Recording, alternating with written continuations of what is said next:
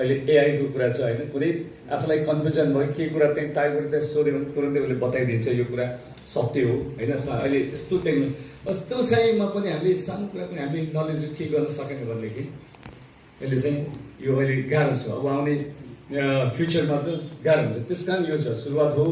हामीले अब आउने बजेटमा अलिकति ठुलै एमाउन्टमा हामीले यो प्राविधिक शिक्षामा हामीले बजेटहरू विनियोजन गर्दैछौँ। अहिले एउटा कोर्स पनि हामीले तयारी गरिसकेका छौँ। त्यसमा हाम्रो विनेश बिर्जुदेखि साथले एउटा कोर्स डिपिआर जस्तै हामीले तयारी गरेका छौँ होइन। जस्तै अहिलेलाई चाहिँ बेसिक कोर्सहरू 1 महिना 3 महिना 6 महिना र 1 वर्ष कोर्स भनेर चाहिँ हामीले यस्तो खालको तयारी गरेका छौँ। त्यसमा एप बनाउनेदेखि लिएर धेरै कुराहरू आउँछ पछि होइन। त्यसको लागि हामी हाम्रो आन्तरिक नगरपालिका बजेट र प्रदेशसँग पनि हामीले गर्दैछौँ। सायद त्यो चाहिँ काम चाहिँ त्यो ठुलो प्रोजेक्ट आउँछ, त्यसमा पनि भाइ बहिनीले अवसर पाउनुहुनेछ। र हामीले आउने भविष्यमा वर्षमा हाम्रो योजना मात्रै है त्यो हुन सक्ने नसक्ने वर्षमा 1000जना युवाहरूलाई युवा युवतीहरूलाई हामीले कम्प्युटर तालिम दिने यस्तै क्षमतावान बनाउने हामीले लक्ष्य लिएका छौँ होइन। सोच राम्रो सोच राख्नुपर्छ। गर्नै सक्दैन के गर्ने कसो गर्ने भन्ने सोच राख्नु गर्न सक्दैन, तर हामीले सोच राख्छौँ गर्छौँ भन्ने हिसाबले गऱ्यौँ भने अवश्य हामी गर्न सक्छौँ।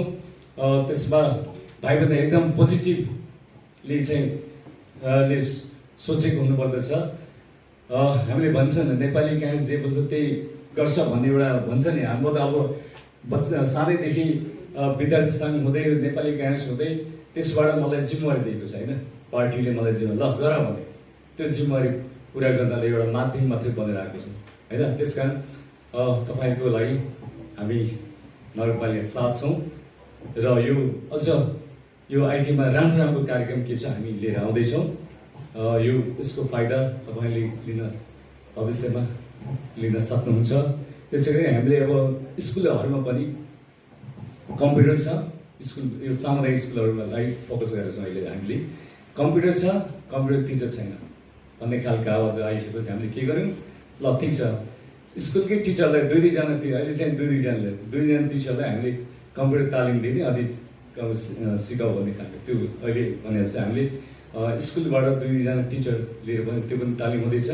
अहिले चाहिँ हामीले थोरै बजेट छ, समय पनि थोरै भएको हुनाले हामीले प्रत्येक वडाबाट 5जना अहिले हाम्रो वडासीले भन्नुभयो 50जनामा तपाईँ सेलेक्सन गरेर आउनुभयो। एउटा चाहिँ तपाईँहरूको चाहिँ अपर्च्युनिटी तपाईँले पाउनु भएको छ, त्यसलाई चाहिँ मजदुर तपाईँले लाभ